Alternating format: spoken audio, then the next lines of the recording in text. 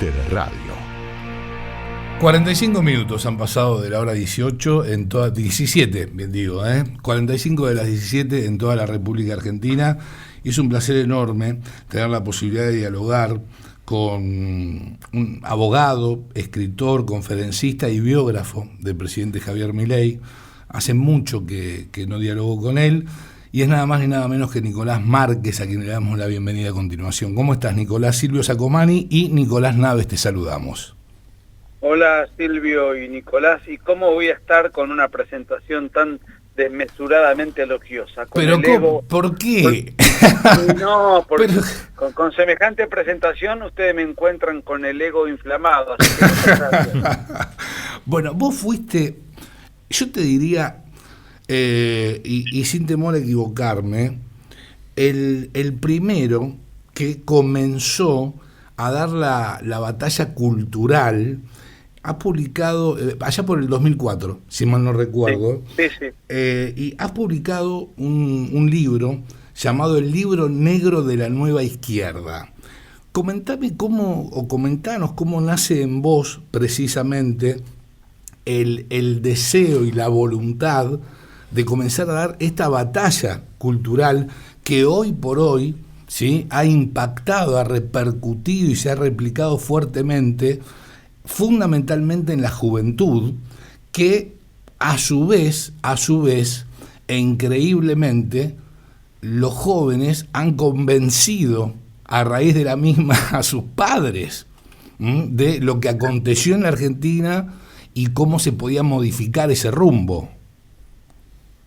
Bueno, en realidad, efectivamente yo empecé en el 2004, pero no con esas temáticas, sino digamos, dando la batalla cultural en lo relativo al pasado, concretamente a la década del 70, que en esos tiempos el kirchnerismo hacía uso y abuso de la manipulación del pasado, no solamente para distorsionarlo y engañar a la opinión pública, sino para robar. Cuando el relato es una farsa, a ese libro. No, mi primer libro se llamó La otra parte de la verdad, o sea, donde se explicaba aquello que el gobierno ocultaba, los crímenes de la guerrilla, bueno, el caos tremebundo que vivía la Argentina y que derivó en un hecho triste, visto en perspectiva, como fue la asunción del gobierno militar. Y digo triste porque en un país normal no hay golpe de Estado. Ahora, en ese momento, el 24 de marzo del 76,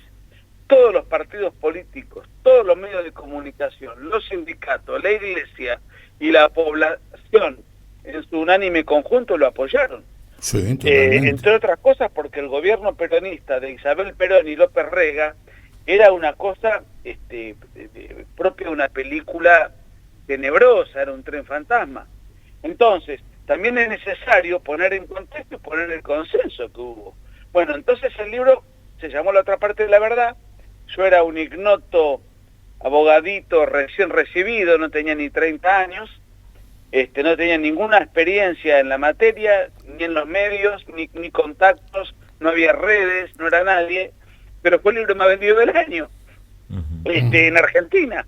Entonces ahí empecé mi oficio de escritor, porque yo profesional o académicamente no estudié para ser escritor, pero bueno, me fui digamos, la gimnasia de sentarse a escribir y me fue dando el oficio. Lo que vos señalás, que hubo un antes y un después, creo yo, a nivel de América Latina y del mundo de habla hispana, porque eso hicimos una gira enorme también en España en su momento, fue cuando con mi entrañable hermano de la vida y amigo del alma, admirado intelectual, reconocido mundialmente, Agustín Laje, exacto. Claro, escribimos en el 2015, publicamos 10 años atrás. En el 2016, el libro negro de la nueva izquierda. Yo estaba en Perú, en un congreso, que pretendió ser, sin éxito, una contracara del Foro de San Pablo, y se me había ocurrido hacer un libro que muestre cómo era la izquierda en su versión del siglo XXI, es decir, que abarcaba el ecologismo, el multiculturalismo, la ideología de género, la farsa de los derechos humanos. El feminismo radical. El feminismo que está dentro de la ideología de género, claro, exacto, en conjunción con los lobbies LGBT, el indigenismo, bueno, toda una serie de caretas que la izquierda usaba y sigue usando.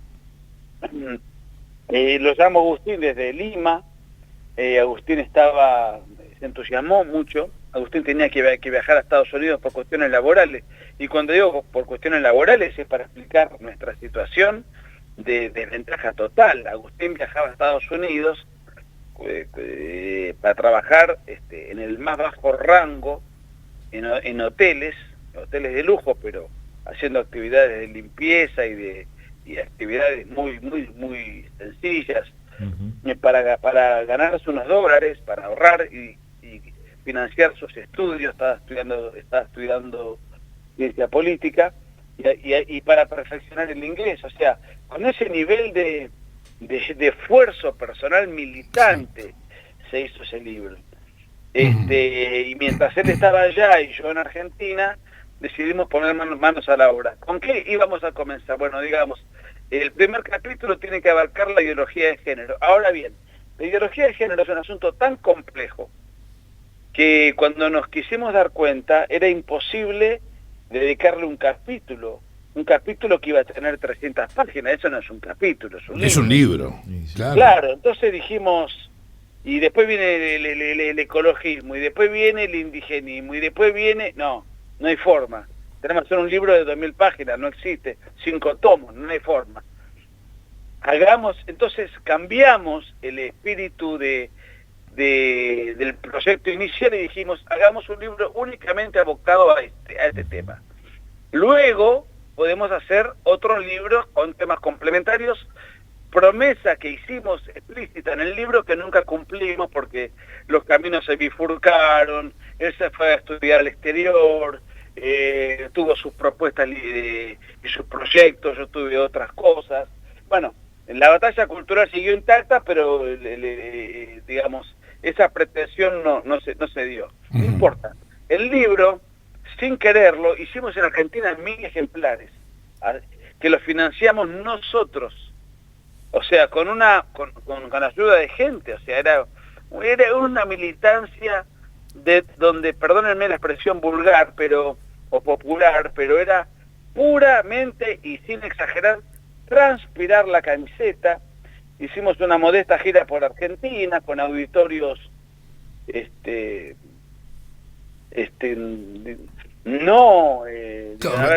reducidos, auditorios medios, claro. Nada de furor, y 7, 8, 9, 10 meses después empieza a explotar el asunto y nos empiezan a invitar a los lugares al exterior y a proponer editar el libro en el exterior. Hoy, visto en perspectiva, en estos últimos 10 años algunos cálculos hablan de que se ha vendido 1 millón de libros. Y marcó un antes y un después en un montón de cosas, pero sobre todo también en nuestras vidas. Mi vida nunca volvió a ser la misma, de un miserable escritor que vive con lo mínimo, con lo justo, que llega como puede, porque es así, la vida del escritor es así. Nadie que quiere ser millonario es escritor. El que quiere ser millonario se dedica a una actividad donde presumiblemente tiene expectativas de lograr el objetivo. Siendo escritor te da una gran satisfacción espiritual, intelectual, económica, muy rara vez, salvo que hagas un bestseller. En este momento, editando en tantos países e internacionalizándote, bueno, esto nos dio una notoriedad y nos abrió muchas puertas como para poder seguir proyectándonos cada uno con lo propio, siempre hermanados y mancomunados en el combate, con diferentes proyectos. Yo personalmente, en el mes de enero próximo, tengo que presentar el borrador de un libro que va a salir a nivel mundial en varios idiomas, por HarperCollins, que es una multinacional editorial de Estados Unidos. Así que, bueno, pero hubo un antes y un después de eso. Ahora, ¿por qué salió? ¿Quién lo vio? Lo vi yo, pero lo vi con expectativa de ventas múltiples, de ninguna manera. No tenía ninguna duda, yo no tenía ninguna duda de que el libro era un proyecto monetariamente modestísimo, a nivel ventas modestísimo, no le iba a importar a nadie, y Agustín Laje tenía una un levísimo optimismo de que creía que iba a dar para un poco más, pero nada más. Esas cosas que bueno, al revés, he sacado libros que me costaron mucho esfuerzo y dije, bueno, esto va a vender como loco, y no pasó. Y no aconteció. Esos misterios del mercado, ¿no? El mercado, es decir, en nuestro caso el lector, es el que en definitiva elige. Claro, sin dudas. En nuestro caso y en cualquier otro caso, en lo de ustedes que hacen radio, en el que vende mandarinas, en el que vende... En todo tipo de ámbito. Un servicio, por ahí no confía y termina. Yo todavía, visto en perspectiva, salió el libro justo, en el momento justo, yo no me di cuenta. Fue un gol. A ver, la suerte también nos acompañó. Sí, y porque tenés que tener suerte también. Sí, bueno, la suerte es un factor esencial para cualquier emprendimiento matrimonial, laboral, profesional, de cualquier índole, deportivo. La suerte, a veces... pero la suerte es amiga de la acción, te cuento una anécdota de mi último libro que me parece genial. No sé si hablo con Nicolás o con Silvio. Con Silvio estás hablando en estos momentos. Bueno, hablo con los dos, pero con no sé quién me hizo la pregunta. Sí, sí. En el último libro que escribí con Marcelo Dúculos, que es la biografía de Milei, muchos la consideran la biografía oficial, pero esto amerita una aclaración, pero es una biografía obviamente favorable porque somos partidarios del gobierno. Nadie, en ningún momento, a mí nunca me van a agarrar ocultando mi preferencia, ni mis predilecciones, ni haciendo corrección política. En la parte que me toca a mí, que es biográfica, que en definitiva tengo mucha gimnasia en eso, y la de Marcelo es muy teórica, muy ideológica, yo le hago un reportaje al presidente de la Quinta de Olivos, dentro de la cual me quedé a dormir. Y el reportaje fue hecho en el mismo lugar donde el malviviente golpeador Fernández hizo la fiesta famosa con Fabiola. En ese mismo salón estábamos él y yo comiendo una milanesa. Y ahí, a lo largo de 2 horas hago la nota, y Milei, que además de rockero, economista, showman, y arquero y deportista, y entonces el deporte lo marcó. Me contó una anécdota que yo no la conocía, pero por ahí es conocida para muchos, de un famoso golfista que sí conocía, pero no conocía esta anécdota que me pareció una enseñanza. De Vicenzo, un golfista, argentino, un golfista de fama mundial por su talento. Una vez un periodista le pregunta, y tiene que ver con lo que me decía Silvio, ¿no? Le pregunta De Vicenzo, usted sí que es un hombre que tiene suerte en el deporte. Un grosero, ¿no? Sí, un maleducado. Claro, sí. ¿Y saben la respuesta de Vicenzo? ¿Cuál fue? Realmente es filosófica y él no era un filósofo, un deportista, ¿no? Pero qué altura, le dice, sí, yo tengo suerte, pero me he dado cuenta de que cuanto más entreno, más suerte tengo. Claro, exacto. Me pareció la respuesta, y me pareció una enseñanza de vida. Sí, sin dudas, sin dudas. Por eso yo te decía que la suerte es amiga de la acción. Exacto, o sea, sí, claro. Si vos tenés un golpe de suerte, pero si no estás entrenado para aprovechar esa suerte, a mí me gusta poner el ejemplo del tipo que mete el músico que mete un hit de verano, se baila en las discotecas, pero no sabes tocar la guitarra, no sabes componer, no fuiste al conservatorio, no ensayás 8 horas por día. ¿Cuánto va a durar tu fama este verano? La nada misma. Ahora, si hiciste todo aquello, y a lo mejor ese es un carrerón de 40 años. Claro, pero bueno, o sea, la suerte tiene que estar. A lo mejor tenés un notable talento y no tenés suerte. O sea, puede pasar. Pero la suerte sin talento te va a dar un resultado cortoplacista. Y como dice el tango, triunfo pasajero. Exacto, exacto. Ahora, con respecto a la biografía de este libro, La Revolución que no vieron venir, a raíz del presidente Milei, ¿qué más nos podés comentar? Porque Javier, yo lo entrevisté a Javier como 14 veces aproximadamente, Sí. antes de que sea presidente. ¿Sí? Claro. Sí. Pero él se preparó para llegar a donde está. Miren, lo que yo voy a decir, tíldenme como quieran, pónganme como un fanático, como alguien poco serio, como un termo, pero yo digo lo que pienso porque lo que digo además es observable y comprobable. Milei tuvo 30 años abocado al mundo académico como profesor, Sí. trabajaba en la actividad privada, pero era un tremendo estudioso. Si uno habla con él no es un intelectual en el sentido, es un intelectual, pero no es alguien que elabore una teoría propia. Él se aferra a teorías, concretamente de la escuela austríaca, Uh-huh. no, porque desde el punto de vista teórico se convence, está persuadido, pero además tiene un sinfín de ejemplos de la evidencia empírica de aquellos países que aplicaron esas recetas.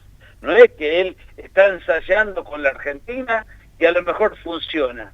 No hay duda de que si esto se sostiene en el tiempo y se profundiza va a funcionar, porque ha funcionado en muchos otros países. O sea, es un dato que la realidad confirma. Ahora, Milei da una batalla cultural mediática que cambió la mentalidad del país, sobre todo de los jóvenes, hablándoles en un lenguaje que los pacatos consideran vulgar,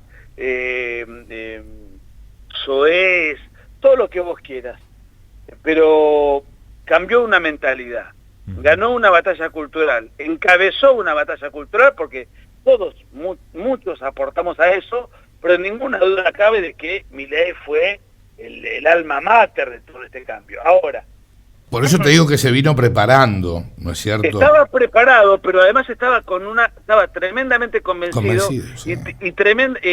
Silvio, con una gran capacidad pedagógica, porque gente preparada en estas ideas hay muchas, pero ninguno logró ser concejal en Villaculo, discúlpenme la... Sí, sí, sí, Entonces, sí. no es solamente tener la preparación, es tener la preparación.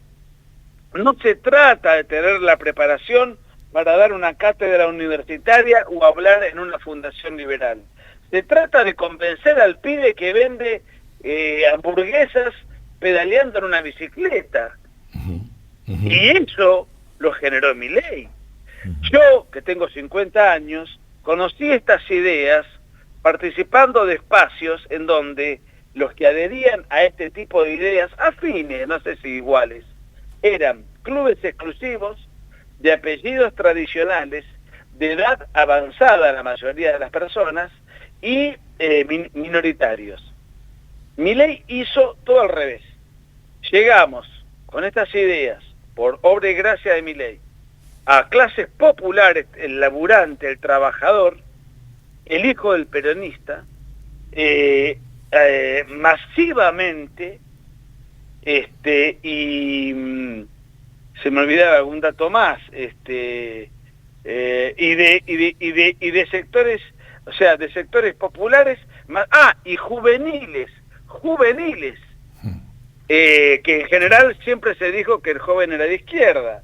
Entonces, sí, eso desde que Javier comenzó precisamente a dar esta batalla cultural, se modificó, gracias a Dios, porque la izquierda hay que destacar que es nefasta. ¿A cuántas millones de personas mató la izquierda?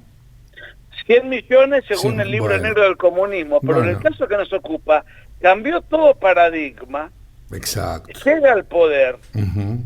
O sea, primero, gana la batalla cultural en los medios. Segundo, dice, ya terminé con esto, porque él hace un cambio de mentalidad, pero ese cambio de mentalidad lo podría haber capitalizado un político profesional que dice, bueno, yo adhiero a las ideas de Milei, armo un partido y gano. No, es el propio, la misma persona que hace esa batalla denodada en los medios, cambiando paradigmas, que dice, ahora voy a dar la batalla política.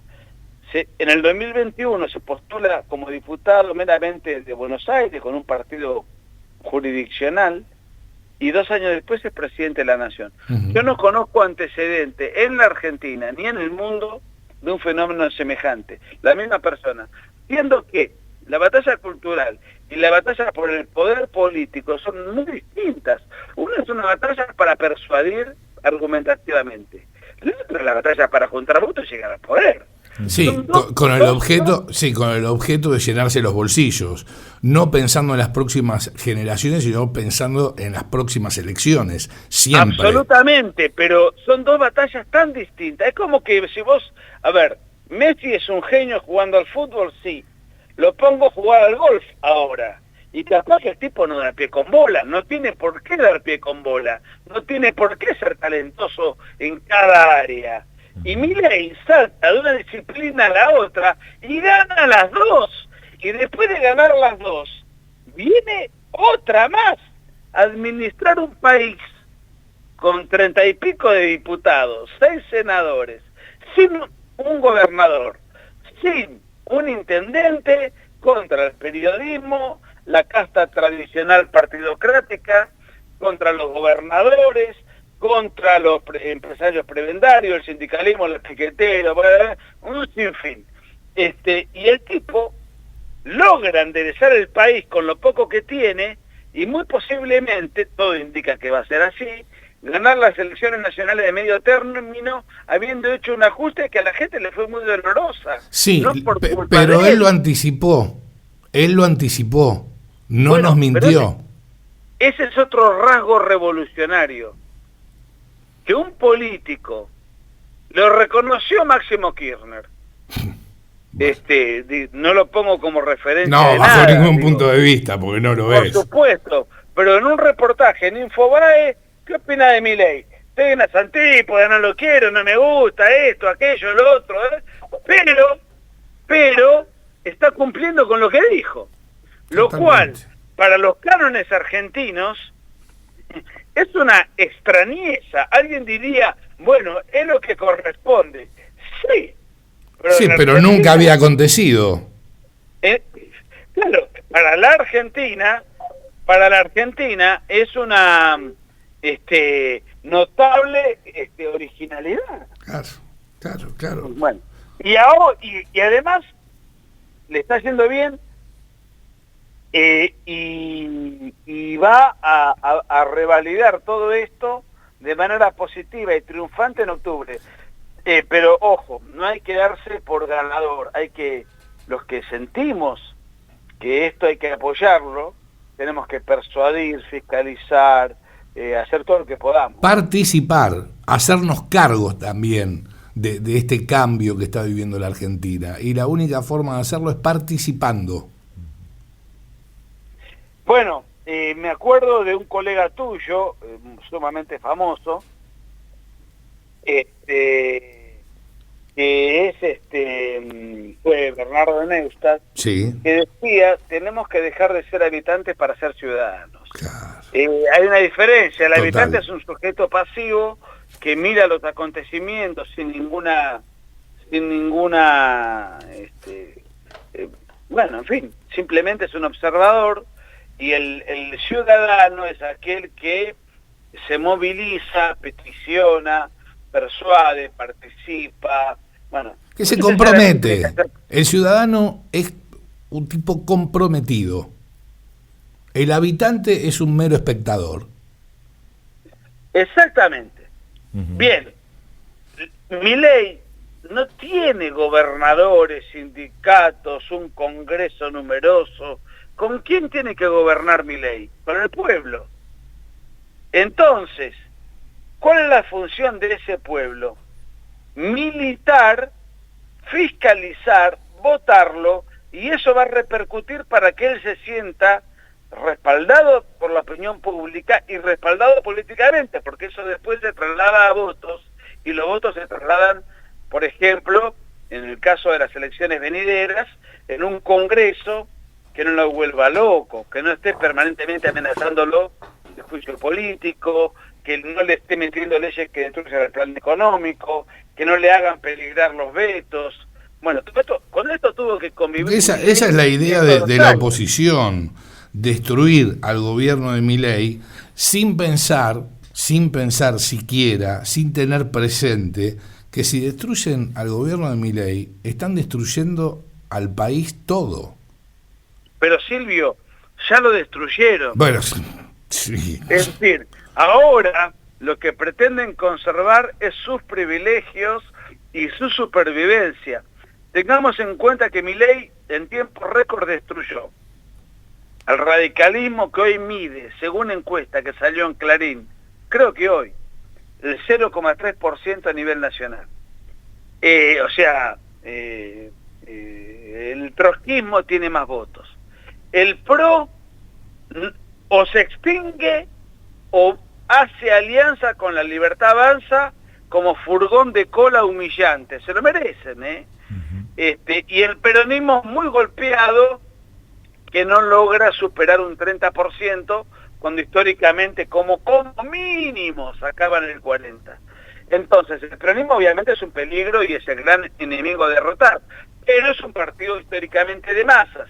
Milei disminuyó esas masas porque los hijos de los peronistas se hicieron liberales. Exacto. Algo que no lograron hombres muy respetables, por lo menos para mí, como por ejemplo Sogaray. Bueno, Milei lo logró. Entonces, volvamos al principio del diálogo. Tenemos suerte, un presidente ultra convencido, con las ideas correctas y formado. O sea, sabe a dónde tiene que ir.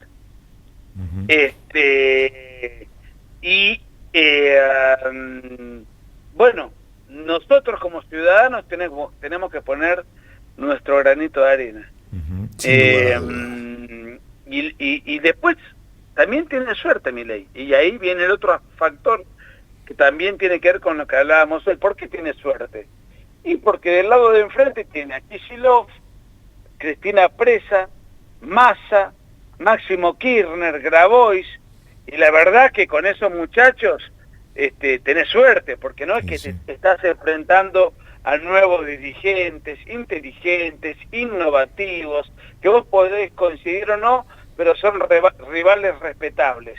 Está compitiendo contra un grupo de muchachos que son despreciados por la inmensa mayoría del pueblo. Eso es un factor suerte. Entonces, desde ese punto de vista, estoy muy optimista, porque el país ha mejorado en muchas cosas.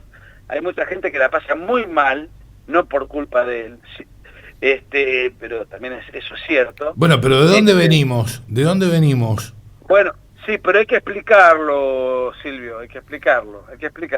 Bueno, no todo el mundo cree que está mal porque hemos heredado esto.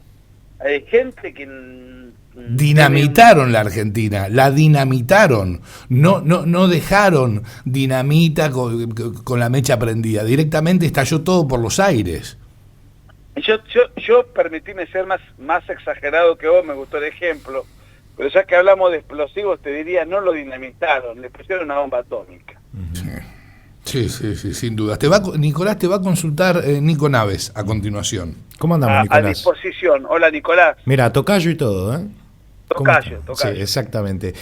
Bueno, Nicolás, yo estaba escuchando y estaba viendo diferentes entrevistas que te han hecho, y vos fuiste uno de los pocos precursores que veía esta rotura entre la vicepresidencia y la presidencia actual de esta gestión, y sobre todo me quedé con una frase que habías dicho, que es: tendría que renunciar voluntariamente, refiriéndote a Victoria Villarroel, y no lo va a hacer porque es una ambiciosa extrema. Por favor, fundamente. La conozco hace más de 20 años, estudié con ella. Claro, estudiaron juntos en Norteamérica, ¿no? En Estados Unidos. Los orígenes. La conozco hace... ¿Perdón? En Estados Unidos estudiaron, ¿no? Sí, pero ya nos conocíamos desde hace 4 años, pero fue... ¿Por qué es esto lo de Estados Unidos? Porque como los argentinos eran unos cursos muy intensos y muy elevados, donde había que realmente estar muy abocado al estudio. Estuvimos becados por el gobierno norteamericano, y los argentinos nos juntábamos entre nosotros, que éramos 5 o 6, y particularmente Victoria y yo, que participábamos de una misma causa, de una misma defensa y de una misma militancia, ya nos conocíamos, y entonces éramos como una palabra muy argentina, éramos más compinches, ¿no? Porque teníamos una confianza en temas comunes. Entonces ahí la conocí de una profundidad mayor.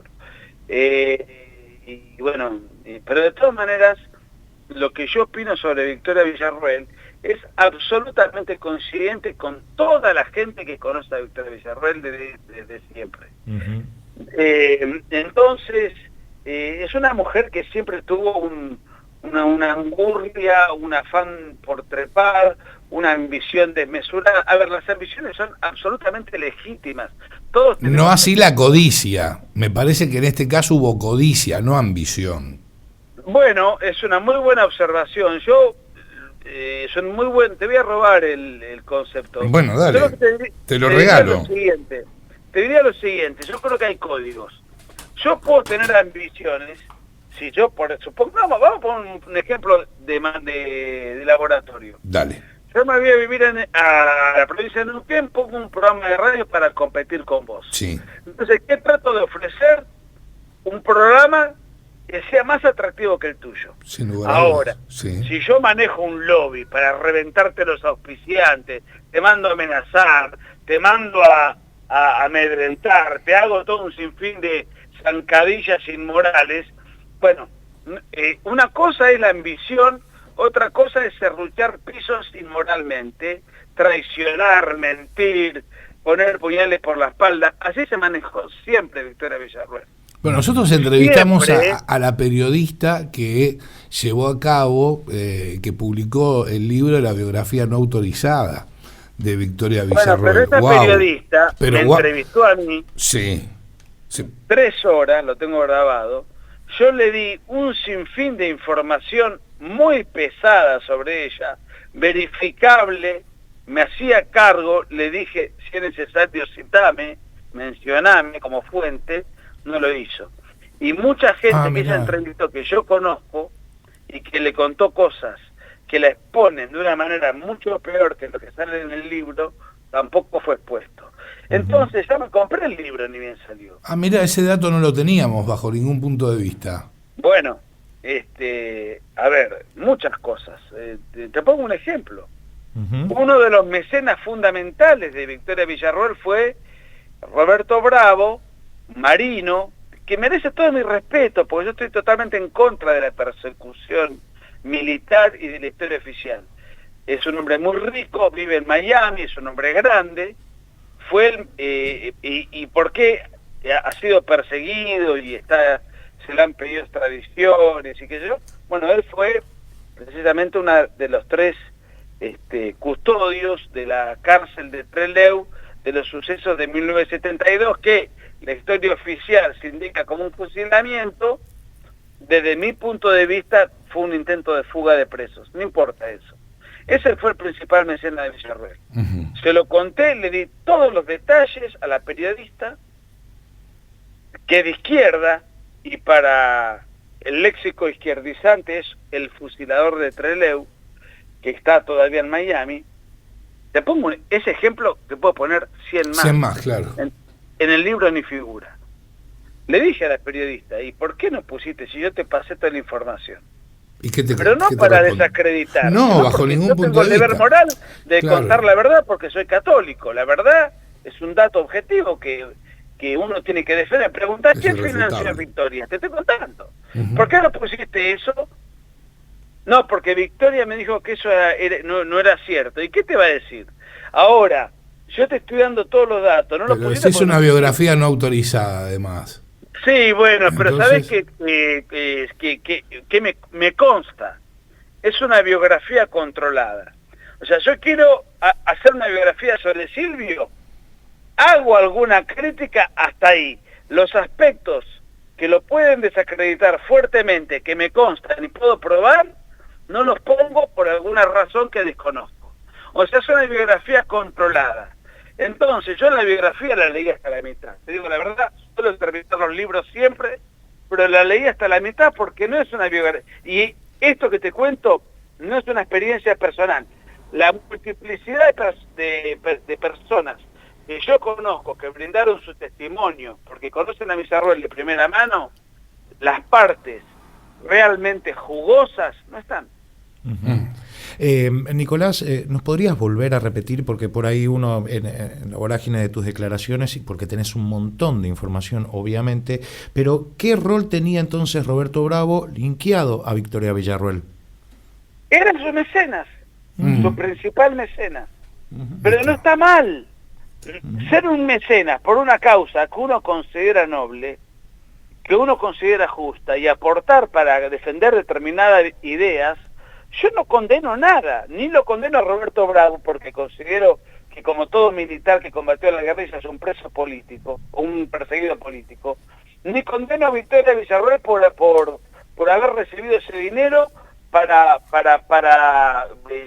con esa plata difundir lo que ella consideró conveniente. Yo no hago un juicio moral. Lo que digo es, por cuestiones de corrección política, esto no fue expuesto en el libro.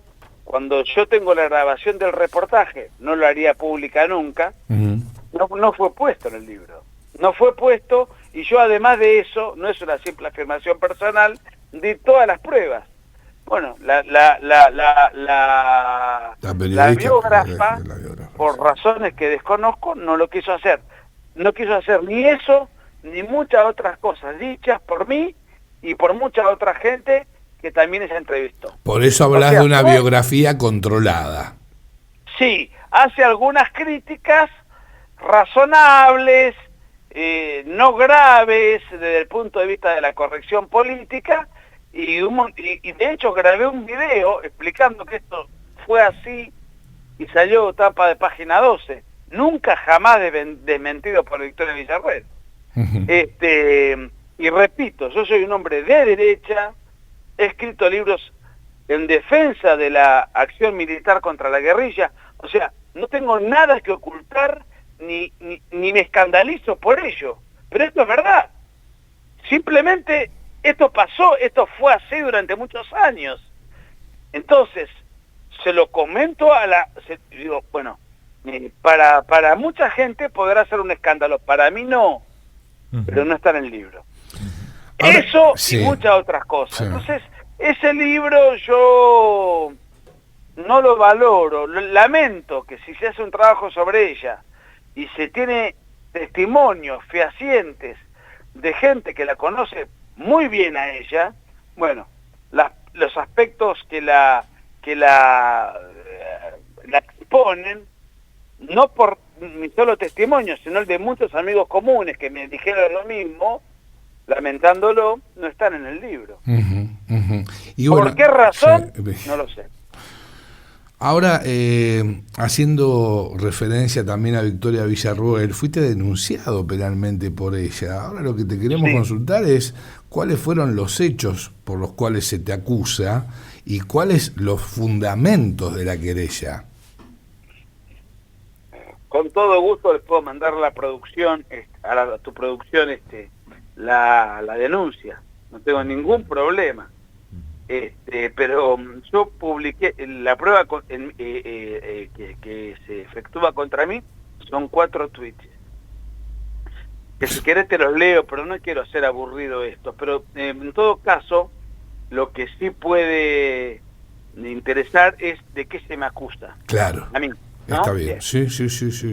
Te digo, delito penal artículo del Código Penal por artículo del Código. Los artículos del Código Penal no los menciono porque son aburridos, pero te digo el encabezamiento de cada artículo que tipifica los delitos a los cuales yo estoy en este momento denunciado. A ver. Financiamiento del terrorismo. ¿Vos? Amenaza. Perdón. ¿Vos financiamiento de terrorismo? ¿En serio me decís? No solamente yo, sino la diputada Lilia Lemoine, un muchacho que es un tuitero muy simpático, se llama Pubertario, y algún tuitero más, yo ahora no me acuerdo los nombres, somos 4 o 5. Financiamiento del terrorismo, ¿no?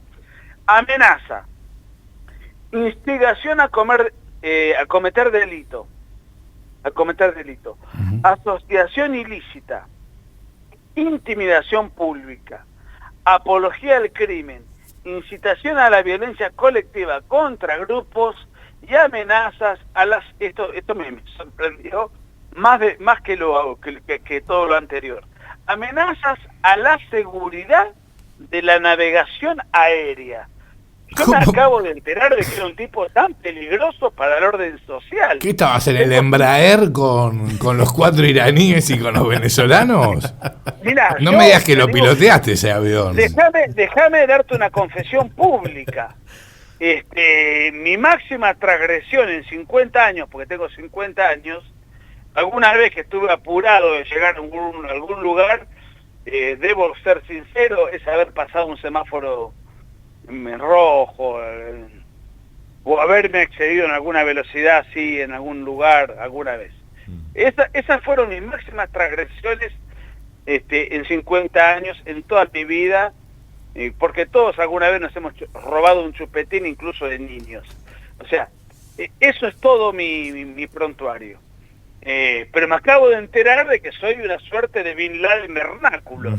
Entonces, y más o menos, ahora, y pone las capturas de pantalla de 4 tweets míos, en los cuales uno la trato de ingrata, en otro que traicionó a Milei, en otro hago un análisis de derecho canónico diciendo que ella, como pertenece a una religiosidad fundada por Monseñor Lefebvre, un sacerdote francés que fundó una fraternidad de curas que en su momento desconocieron al Papa, entonces consideré que cierta religiosidad católica que ella hace no es auténtica, porque ella pertenece a otro culto, lo cual no me parece mal que pertenezca a otro culto. Lo que no me gusta es el acting que arma. Y después, ¿qué otra cosa más puse? Pues son los 4 tuits con los cuales fundamenta toda esta acusación. Cuando Milei estaba en el exterior, entonces por consiguiente ejercía la presidencia de la nación, claro. Era ella, y sin embargo presidió la sesión del Senado, lo cual es incompatible porque era claro. La presidencia, la sesión para presidir el Senado lo tiene que hacer la sucesora de ella, porque en ese momento ella era sucesora de Milei. Entonces yo hice una crítica en un tuit. Bien, estos son los 4 tuits y no hay más en la causa en lo que a mí respecta. Con esos 4 tuits ella me acusa de todo lo que acabo de decir, literal, textual, y si les interesa les mando las 34 páginas de la denuncia. Yo no lo puedo creer. Además de irrisorio, con 6 abogados penalistas de primera línea. Sí. Disculpame la inelegancia. Se cagaban de risa. Y como saben que la conozco, me preguntaron si de verdad ella se recibió de abogada. Y digo, mira, tengo entendido que sí. O sea, ella incluso ha subido alguna foto con su diploma. No tengo por qué sospechar. Ahora, ¿cómo se recibió con este nivel de conocimiento del derecho? Bueno, eso yo no lo sé. Pero bueno, esto es objetivo. No estoy totalmente opiniones, estoy diciendo de qué me acusa y estoy exponiendo cuál es la prueba. Y pide una prueba, pide una prueba adicional, esa es la prueba que acompaña. Pide una prueba adicional que consiste en que Twitter confirme si es mi cuenta, ni hace falta, te la confirma ahora. Sí, Victoria, esos 4 tweets son míos. Y a la Policía Federal para que me investigue el IP, a ver si salieron de mi cuenta. Sí, salieron de mi cuenta, Victoria, no hace falta que hagas gastar tanto dinero para algo tan, te lo confieso yo. Mis abogados todos se reían a carcajadas, nadie tomó en serio esto. Bueno, en fin, es la vicepresidenta. La única relevancia de esta payasada es que es la vicepresidenta de la Nación. Relevancia y a la vez es un hecho preocupante, porque yo tengo todo el derecho como ciudadano a dudar de si ella está en su sano juicio. Y por los hechos por medio de los cuales se te acusa, y esta acusación, esta querella, es encabezada por Victoria Villarroel, siendo que es la vicepresidente de la Nación, digo, caramba, a mí me suena a delirio. Por eso tiene que ver con lo que te decía hoy, o sea, me siento con el derecho a sospechar de si su estabilidad emocional está en orden. Me siento yo también soy abogado, no ejerzo, pero conozco el derecho. Cuando leí eso, quedé estupefacto. azorado. Obviamente, claro, consulto con los que saben, con los abogados penalistas especializados, entrenados en ejercicio, académicos, y no lo podían creer. De hecho, yo tuiteé, porque un abogado me lo dijo, esto lo escribió Jorge Corona. Y digo, bueno, lo puse en Twitter. No, sí. La verdad, me causó gracia el comentario. Y bueno, nada, qué sé yo. Pero no solamente yo, hay 3 o 4 más. Hizo una denuncia también contra el periodista de la derecha FES, perdón, de la derecha FES, de la derecha diario, sí. Javier Negre, sí. Con quien vamos a estar, gracias a la generosidad de la diputada nacional Nadia Márquez, que es muy amiga mía desde hace muchísimos años, mucho antes de que ella fuera concejal, diputada, le quiero mucho, y vamos a estar en Neuquén, y bueno, también lo denunció a él, y a otros más. Inclusive, de manera grotesca, hay uno de los tuiteros denunciados, discúlpenme la grosería, pero es así, se llama @agachate que te la meto. Bueno, contra ese tuitero también le hizo la denuncia penal acusándolo de estas de delitos pantagruélicos, de los cuales estamos todos denunciados, no diría implicados. Claro. Seguro. Nicolás, un gusto haber dialogado con vos, haber tenido la posibilidad de volver a escucharte, de que nos hayas vuelto a acompañar, pero quiero dejarte el micrófono abierto en esta oportunidad para que invites a nuestros oyentes, no tenés por qué saberlo, pero nuestro programa, La Cocina de las Noticias, es el programa más escuchado en este rango horario. Entonces gracias. No, por favor, a vos, te dejamos el micrófono abierto para que invites entonces a nuestros seguidores, ¿sí? Al evento de La Derecha Diario que se va a realizar aquí en Neuquén. Bueno, allí va a estar Javier Negre, que es el titular de La Derecha Diario, voy a estar yo, que mañana viajo para Neuquén, la diputada nacional Nadia Márquez, el periodista muy masivo en redes, Mariano Pérez, y el diputado nacional Gabriel Bornoroni, que es el jefe de bloque de La Libertad Avanza. Exacto. Vamos a brindar una charla, cada uno dirá lo propio en unos 20, 30 minutos cada uno, 1 hora y media, 2 horas máximo. De mi parte, como soy escritor, van a estar todos mis libros. El evento se lleva adelante el sábado 9 de agosto, 18 horas, en el Casino Magic, Salón Rainbow. Rainbow, sí, así es.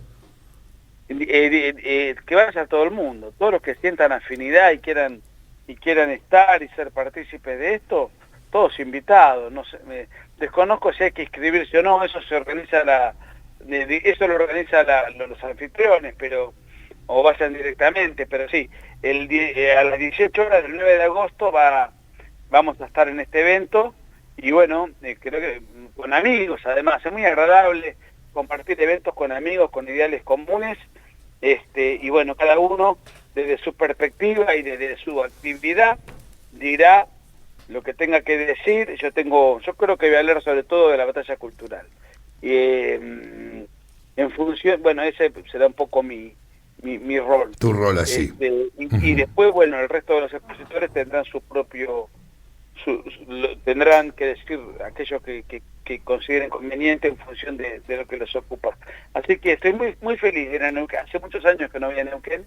La última vez que fui se armó un escándalo infernal que salió en todos lados, porque fuimos a dar una charla a un colegio evangélico y Agustín Laje en 2018 tuvo la mala idea de decir la verdad, dijo que Flor de la B era un hombre disfrazado de mujer, intervinieron en el colegio, hubo un escándalo nacional, multaron, bueno, y bueno, eso. Pero ese es el recuerdo que tengo. 7 años después vuelvo muy feliz a Neuquén, mañana llego a la noche. Bien, Nicolás, te agradecemos mucho que nos hayas acompañado y bueno, vamos a darle continuidad a estos diálogos tan sabrosos, tan jugosos aquí que preparamos en la Cocina de las Noticias, y vos formaste parte del mismo. No, muchas gracias. Prontamente pero si nos me vamos a pasan volver el a comunicar. recorte, lo subo a todas las redes. Sí, por supuesto que sí. Por supuesto que sí, Nicolás, te agradecemos mucho. Aprovecho para manguear públicamente el material. Te lo vamos a enviar. Dalo por Gracias. hecho. Un fuerte abrazo, Nicolás, que estés muy bien. Saludos y a todos los neuquinos, nos vemos el sábado. Adiós, hasta siempre. Hasta luego. Hasta luego. Nicolás Márquez, abogado, escritor, conferencista y biógrafo del presidente Javier Milei, pasaba por la Cocina de las Noticias.